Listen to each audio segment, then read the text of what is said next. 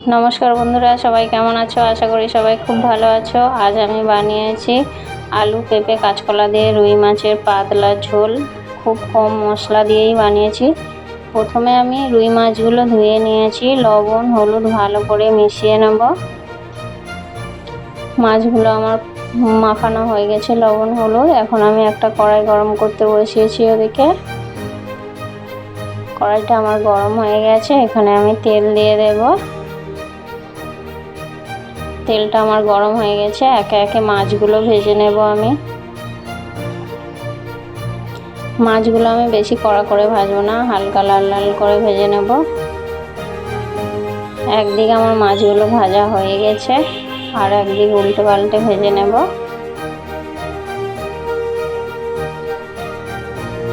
মাছগুলো আমার ভাজা হয়ে গেছে, এখন আমি তুলে নেব।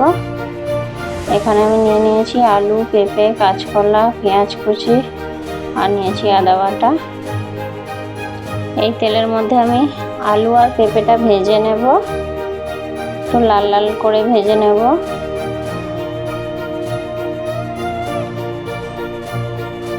পেঁপে আলুটা আমার ভাজা হয়ে এসেছে, এখন আমি তুলে নেব।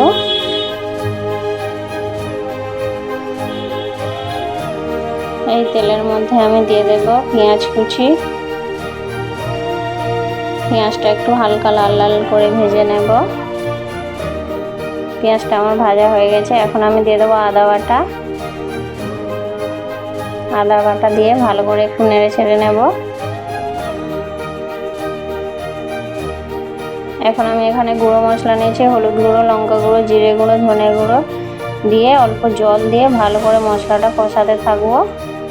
মশলাটা তেল ছেড়ে যাওয়া অবধি আমার মশলাটা কষানো হয়ে গেছে, তেল ছেড়ে গেছে। এখন আমি ভেজে রাখা সবজিগুলো দিয়ে দেব, দিয়ে এখন ভালো করে নাড়িয়ে চাড়িয়ে কষিয়ে নেবো একটুক্ষণ। সবজি আমার কষানো হয়ে এসেছে, এখন আমি দিয়ে দেব জল। জল দিয়েছি, এবার ভালো করে একটু নাড়ি চাড়িয়ে নেব। ঝোলটা ফুটে যাওয়া অবধি অপেক্ষা করব। স্বাদ মতন লবণ দিয়ে দেব। ঝোলটা আমার ফুটে গেছে, সবজিগুলো সেদ্ধ হয়ে গেছে। এখন আমি ভেজে রাখা মাছগুলো দিয়ে দেব।